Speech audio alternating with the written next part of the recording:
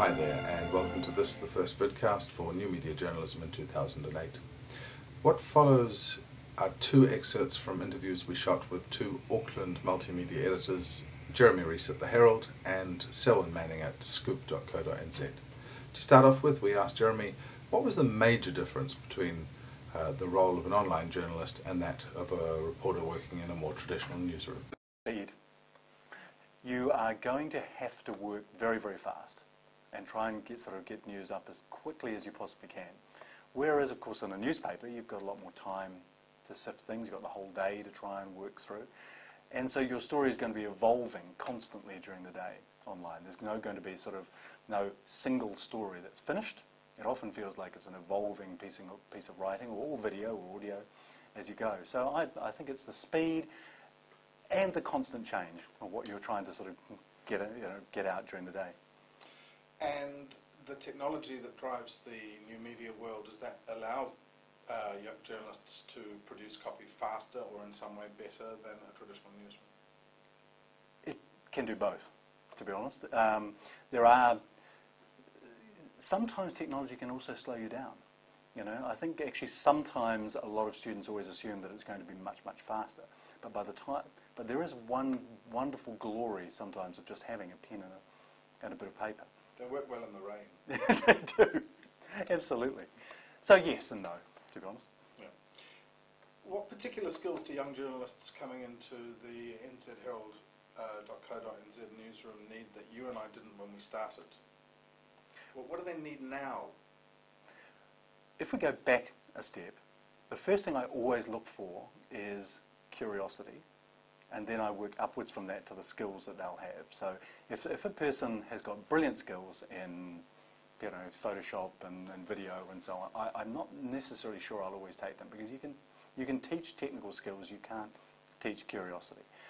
Having said that, what I'd like to see much more in journalists is rather than the technical skill, the one of debate, interactivity that people are seeing on blogs, the ability to have your own opinion and yet still react well to people who are reacting to your story. I think so. A degree of interactivity is what I'd look for. Of the technical skills, I think increasingly it's a working knowledge of video and how to take video, cut video, and work it onto the site and onto whatever basic platform you've got.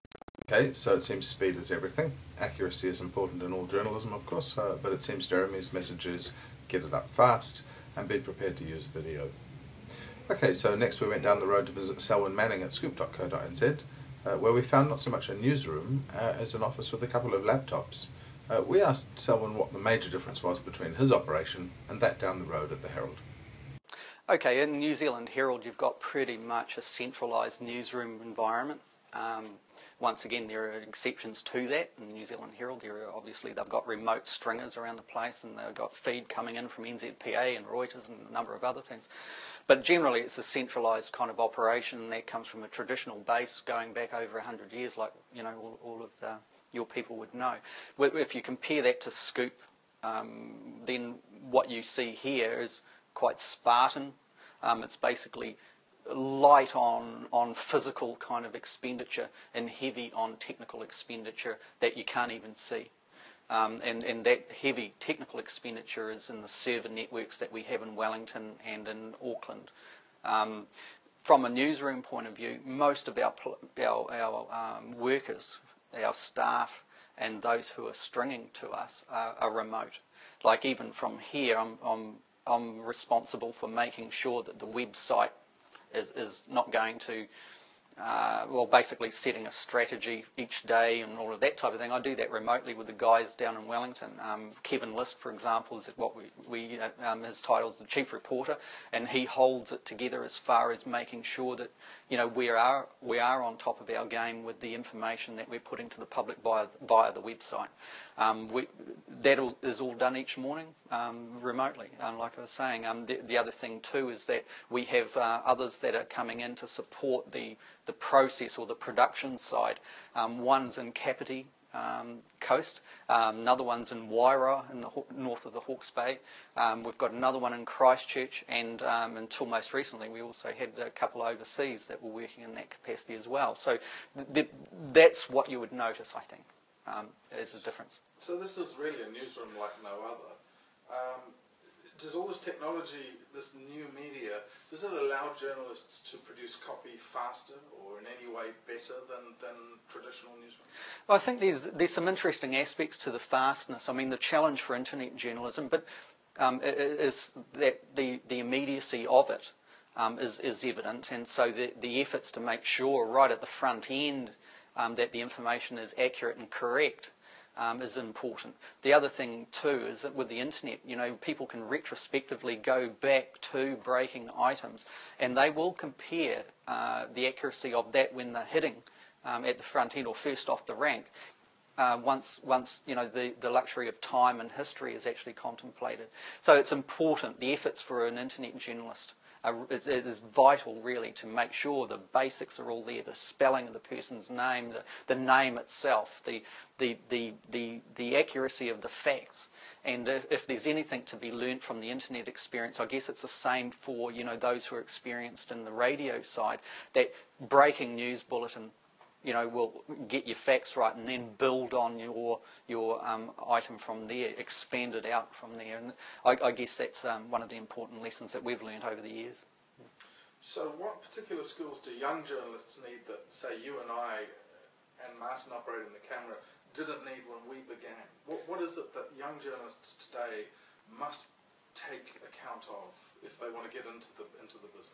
Okay, the internet is obviously it's cross-platform. It's multimedia in its essence. Multimedia is often thought of as being solely video or things that you can listen to with the audio, but it isn't. Multimedia. It is a multimedia platform. So in the sense, a journalist today needs to be able to think in terms of writing a report. They need to also think in terms of how do I facilitate the communication of this message by using other means as well. So they'll be thinking this will be complemented perhaps by having raw audio of the interview as well. So the audio and interviewing techniques need to be more evolved, like a radio journalist being able to expand on the questions, hearing an answer from the subject and building your questions from that, where print journalists generally had the luxury of being able to really botch up a lot of their questions and patch it up later. Now, in an internet environment with multimedia aspects, you need to be a professional on several different areas. Also, obviously, by using images and ultimately, like we do now, using video as a vehicle to carry a message. So now, compared to before, that multitasking aspect is vital. The challenge for those who are embarking on a career in journalism or communications even, in today's environment, is to make sure that you don't become light in your skill base, but to actually do, and to endeavour to be very sophisticated and very professional and have a specialisation, but still be able to carry your message via different mediums to the audience.